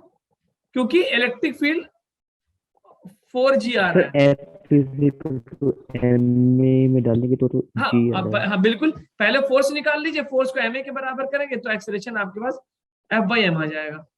ओके, अभी ओके बी आ रहा है, बिल्कुल सही, मानसी का बिल्कुल सही ऑप्शन आ रहा है, Mansi you are correct, it is 2g। देखिए कैसे, टोटल फोर्स कितना हो गया, इसका मतलब टोटल फोर्स अगर मैं निकालूं तो mg प्लस QE हो जाएगा ना, फोर्स जो लग रहा है वो mg ऐड हो जाएंगे, mg प्लस QE, और E की वैल्यू आप यहां निकाल चुके हो, कितनी है, रख के देखना जरा। Q निकाला तुमने mg/Q, तो Q से Q कैंसिल हो गया, तो क्या टोटल फोर्स 2mg के बराबर हो गया क्या? Yes sir. Okay, it means total force 2mg के बराबर है, तो एक्सेलरेशन कितना होगा, 2mg/m। कितना आ गया? 2g। ठीक है, अब देखो हम इसको आप पे इस तरह क्वेश्चन पे दिखाते हैं कैसे एग्जाम में क्वेश्चन पूछेगा फिजिकल टू क्यूई पे बेस्ड। ये concept clear? I hope this concept is clear to all of you. हाँ जी, कोई डाउट तो पूछ लो। ओके, ठीक है, जरा इस पे ये वाला क्वेश्चन देखना जरा, ये आपके एग्जाम में 2011 में क्वेश्चन पूछा गया है एसएचएम पे बेस्ड।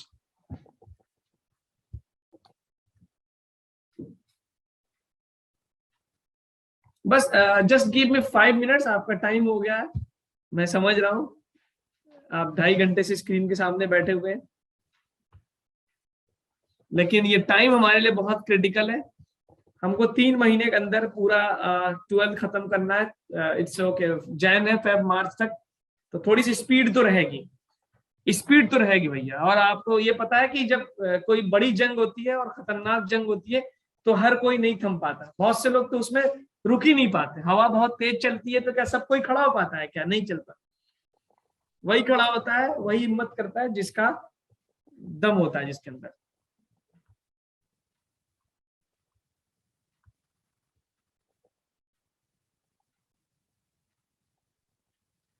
कह रहा है कि अगर वो ब्लॉक जो है एसएचएम पर परफॉर्म कर रहा था, उसकी फ्रिक्वेंसी दे हुई थी V0, फ्रिक्वेंसी कुछ दे रखा था।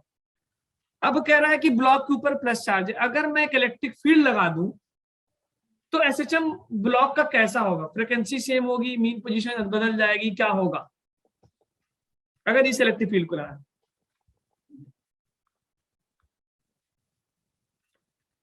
जी। अच्छा, ये बताओ फ्रीक्वेंसी का फॉर्मूला याद है? किसी स्प्रिंग का फ्रीक्वेंसी का फॉर्मूला? स्प्रिंग कांस्टेंट के एम 2 पाई/t। 2 पाई/t, बिल्कुल से 2 पाई/t। और टी की वैल्यू कितनी होती है? 2 टी पाई की वैल्यू अंडर रूट 2 पाई। हाँ 2 पाई। हाँ बोलिए बोलिए। Under root m/g। m/k। हाँ ठीक, बिल्कुल सही। टी की वैल्यू होती है 2 पाई/m/k। ठीक है, ये हो गया टाइम पीरियड। और क्या फ्रीक्वेंसी 1/t होता है क्या? Yes sir. तो क्या मैं फ्रीक्वेंसी को 1/2 लिख सकता हूँ? अब ये बताओ इस फ्रीक्वेंसी के फॉर्मूले में, तो फ्रीक्वेंसी किसी भी ऑसिलेशन या किन किन फैक्टर्स पर डिपेंड कर रहा है? उसके के पे और उसके एम पे। तो जब आप इलेक्ट्रिक फील्ड लगाओगे तो क्या उसका के और एम में से कोई चीज चेंज होगा? स्प्रिंग का के चेंज होगा क्या, या ब्लॉक का एम चेंज होगा क्या? बोलो। No sir. नहीं। No, sir. तो अब तुम बताओ पहले दूसरे चौथे में से कौन से दो ऑप्शन गायब हो गए? सर थर्ड और फोर्थ। सी और डी गायब हो गए, क्योंकि सर कह रहा है कि एसएचएम की फ्रीक्वेंसी चेंज होगी। नहीं, फ्रीक्वेंसी सेम रहेगी। क्यों? क्योंकि फ्रीक्वेंसी डिपेंड कर रहा है उसके के पे और उसके एम पे, जो कि चेंज नहीं होगी। अच्छा, अब ये बताओ जब इसका मीन पोजीशन शिफ्ट होगा क्या? मीन मतलब समझ रहे हो, जहां पे वो रेस्ट कर रहा था। जब फोर्स लगाओगे तो ये अभी यहाँ पे था, जब तुम इस पे फोर्स लगाओगे तो ये धक्का देके इसको यहाँ पहुंचा देगा क्या? Yes sir. ओके। और इसको क्या तुम स्प्रिंग फोर्स के एक्स के बराबर होता है, यस सर। और इलेक्ट्रिक फोर्स क्यू के बराबर होगा क्या? Yes, sir. तो अब बताओ कौन सा ऑप्शन हो रहा है, पहला या दूसरा? क्या मीन पोजीशन वही रहेगी या चेंज हो जाएगी? Of sir course, A. Very good very good. तो याद रखिएगा कि इस ऐसे क्वेश्चन में मीन पोजीशन, अब देखिए जेई का प्रॉब्लम है 2011 का, कंसेप्चुअल था कि नहीं बताइए? बिल्कुल। Yes sir. Yes sir. अच्छा अच्छा ये बताओ पेन उठाने की जरूरत थी क्या इस प्रॉब्लम में? No sir. No, sir. ऐसे ही अगर किसी को बस फ्रीक्वेंसी का फॉर्मूला या बेसिक पता होता है सिस्टम का, तो वो बोलता है अरे यार के और एम तो चेंज हो नहीं रहा है, और फोर्स रहेगा तो मीन शिफ्ट होगा तो हो जाएगा सॉल्व। तो ए ऑप्शन आ गया। ठीक है, चलिए बहुत से स्टूडेंट जाने लगे। एक और क्वेश्चन करते हैं, ये वाला क्वेश्चन करिए। ये आपके एग्जाम में पूछा है, जेई में 2021 में पूछा गया है। अभी जो पेंडुलम वाला क्वेश्चन कराया था उस पर भेज दे। चलिए सॉल्व करिए, ये लास्ट क्वेश्चन है आज का। और आप एकदम इसको सॉल्व करके एफबीडी उसका बना लीजिएगा, पूरा डायग्राम बना लीजिएगा। Homework please. अच्छा होमवर्क, हाँ होमवर्क के लिए मैं स्क्रीनशॉट आपको दूंगा, आप क्वेश्चंस की स्क्रीनशॉट ले लीजिएगा और उसको हम डिस्कस करेंगे ना। बिल्कुल, मैं आज होमवर्क लेकर आऊंगा आपके लिए। आप ना स्क्रीनशॉट ले लीजिएगा, और मैं अभी इस क्वेश्चन को सॉल्व कराने के बाद मैं बहुत सारे स्क्रीनशॉट दिखाऊंगा आपको।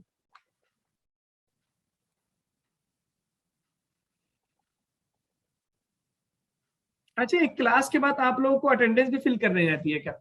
Yes yes sir. तो कैसे कैसे हर रोज से फिल करते हैं? Yes sir. ओके ठीक है। Every student who attend the class today needs to fill this attendance form just after the class.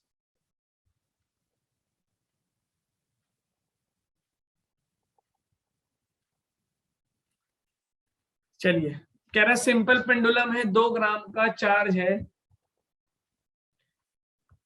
अच्छा देखिए, मैं मेरा एक जो जब इस तरह के जब हमें कम टाइम में सिलेबस, मैं आप लोगों से एक ओपिनियन मांग रहा हूँ। 2 क्लास हो गई मेरी आज कंप्लीट, कि जब कम टाइम में वो कराना होता है ज्यादा चैप्टर्स, जैसे कि आप जिस मोमेंट पे हैं, तो मैं कोशिश करता हूं, मैं जब भी पढ़ा रहा हूं, कि प्रीवियस ईयर क्वेश्चन से ही आगे बढ़ता हूं।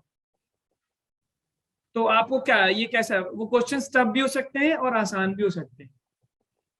तो आप ये बताइए 2 लेक्चर के बाद आपको क्या लग रहा है, मतलब प्रीवियस ईयर क्वेश्चन से कभी कभी उदासी भी आती है कि यार एग्जाम में क्वेश्चन हुआ नहीं, और हो जाता है तो कॉन्फिडेंस भी आता है, ऐसा है ना? Yes sir. Yes, sir. तो डू यू फाइंड, मतलब मैं खुद भी और अपने स्टूडेंट्स को हमेशा यही मशवरा देता हूँ कि जब टाइम कम बचे ना, देखिए एक तो होता है 2 साल 2.5 साल बचा हुआ है, तो आप फोकस ये करो कि आप, क्योंकि अब आप सब चीज ना पढ़ सकते हो ना रिवाइज कर सकते हो, और मैथ्स फिजिक्स केमिस्ट्री 20-20 चैप्टर, तो you just try to focus on the examination mode. Paper पे ध्यान दो, और पेपर में जो क्वेश्चन ज्यादा पूछे उनके कंसेप्ट को पक्का करो, तो कम समय में आप देखेंगे आपके मार्क्स जितना आप एक्सपेक्ट नहीं करते उससे ज्यादा आएंगे। ठीक है, बनाया क्या ये क्वेश्चन? अभी पहला क्वेश्चन कराया था पेंडुलम वाला, आया क्या आंसर? यही वाला क्वेश्चन है क्या? देखना जरा। ओके, एक आंसर आ रहा है। ओके, वाह ग्रेट, बिल्कुल अक्षिता ने बिल्कुल सही आंसर दिया। चलो यार, बिल्कुल कसम से खुशी हो गई, लास्ट में जाते जाते स्टूडेंट सही आंसर दे दे। ओ अरे वाह, वेरी ठीक, दिन क्लास वसूल हो गया आज का।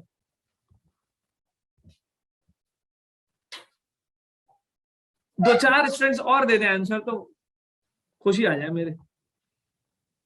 अच्छा, जिन्होंने सॉल्व किया होगा तो मैं उनसे पूछ रहा हूँ कि ये पहली बार देखा था क्वेश्चन या पहले से किया हुआ था? ईमानदारी से बताएं, जिन्होंने सही ऑप्शन दी, जिन्होंने भी सॉल्व कर रहे हैं, जो सही ऑप्शन दी। जैसे कि मैं पूछ रहा हूँ मानसी से, और कौन दिया है आंसर? अक्षिता, क्या नाम है आपका? Akshika. Akshika, did you see the question for the first time और it is a repeated question? Sir first time. Okay, तो आपको काफी अच्छा लगा होगा फर्स्ट टाइम में आप जब क्वेश्चन एग्जाम में सॉल्व कर लेते हैं। एम आई राइट? यस। ओके, अब ये बॉब ऑफ पेंडुलम दे रखा है, मास दे रखा है, चार्ज दे रखा है ना, क्यू दे रखा है, इसका एम दे रखा है, इलेक्ट्रिक फील्ड लगा रखा है। इलेक्ट्रिक फील्ड की यूनिट न्यूटन पर कूलम या वोल्ट पर मीटर। कैसे? हॉरिजॉन्टली है, मतलब ये रहा इलेक्ट्रिक फील्ड का डायरेक्शन, ऐसे। तो अगर हम देखें इस बॉब के ऊपर, सॉरी मैंने दो बॉब बना रखे हैं, एक ही होगा बेसिकली, क्योंकि इसमें the Bob of a simple pendulum, एक पेंडुलम है ना, पेंडुलम है, वो बीच में लटक रहा था। इस पे जब इलेक्ट्रिक फील्ड लगाया तो इलेक्ट्रिक फील्ड इसको पुश करेगा बाहर की तरफ, और ये जाके कुछ ऐसे। अभी और आंसर्स आने चाहिए मेरे पास। तो ये इलेक्ट्रिक फील्ड इसके ऊपर फोर्स लगाएगा बाहर की तरफ, क्यू ही लिख सकता हूँ क्या इसको? यस। ओके, tan थीटा का फॉर्मूला क्या था? F by F M by M G. F की वैल्यू क्या है? Q E Q upon M G. जल्दी जल्दी हर कोई सॉल्व करे और मुझे वैल्यू बताए। tan थीटा कितना आ रहा है? चार्ज दे रखा 5 माइक्रो कूलम, तो माइक्रो का मतलब हुआ 10⁻⁻⁶। इलेक्ट्रिक फील्ड दे रखा 2000, तो 2000 को मैं लिख सकता हूं, आई कैन राइट 2000 एज 2 × 10⁻3। हमें मास दे रखा 2 ग्राम, ग्राम को किलोग्राम में कन्वर्ट करने के लिए आई can right it 2 × 10⁻³ kilogram. Okay, तो 2 × 10⁻³ किलोग्राम, और नीचे आ गया 10। ठीक, तो 2 से 2 कैंसिल। ठीक, ये 5/10 बन गया 0.5, और ये 3 ऊपर जाएगा प्लस बन जाएगा, तो -6 × 10⁻³ ऊपर जाके प्लस बनेगा, तो D is the correct answer. तो -3 ऊपर गया, +3 बन गया, 10⁻³ × 10⁻3, तो +3 + 3 6 - 6 खत्म हो गया। I am getting how much? tan theta is equal to 0.5। आपको मैं जल्दी से स्क्रीनशॉट ले लीजिए, होमवर्क दे रहा हूं, -0.5। ठीक है, ठीक है, आर यू रेडी? तैयार है? ठीक है, तो अगली क्लास में डिस्कस करेंगे, आप अपने डाउट सेशन पे पूछ सकते हैं हमसे। ये क्वेश्चन स्क्रीनशॉट लीजिए। आंसर बता दो या फिर उसी दिन बताएं? जी बताइए, क्या आंसर बता दूं? No sir. चलिए ठीक है, ठीक है, आप इसको सॉल्व करके मैच करेंगे ना। एक नोट कर लिए, स्क्रीनशॉट ले लिया? Yes yes sir. ओके ठीक, इसको लीजिए स्क्रीनशॉट। Yes sir. ओके ठीक है, एक मिनट। सर 2 ही काफी है। 2 ही काफी? नहीं भाई, 2 कैसे होंगे, आप लोग इतने बड़े बड़े हैं, 2 में क्या होगा? एक तो ये वाला ले लीजिए स्क्रीनशॉट, ये वाला क्वेश्चन जिसपे इस पे निकालना था हमें, ये ट्रायंगल वाला। Yes sir. ठीक है, 3 हो गया मेरी क्लास। और एक और ये रुक रही है, एक ये निकालिए। इस पे देखिए ये 4 क्वेश्चन, मैं इसका हिंट दे दूं, इसको ले लीजिए screenshot. Yes sir. Yes sir. इसका हिंट ये है कि इसको क्वेश्चन को पढ़ो, देखो क्या कर रहा है। When suspended in a liquid लिख रहा है, क्या लिख रहा है? Yes, इसका मतलब पानी में डाला है, तो ये इसका हिंट ये वाला कंसेप्ट है। कहाँ गया ये वाला? देखिए यहाँ पे, जहां पे मैंने लिक्विड में डाला था ना, तो उस वाले क्वेश्चन का हिंट ये है, यहां से उठाइएगा। ओके चलिए ठीक है, काफी देर हो गया, थैंक्स फॉर कोऑपरेटिंग इतनी रात में। तो गुड नाइट, मिलते हैं अगली क्लास में। Okay sir okay okay good bye बोलिए okay bye sir okay bye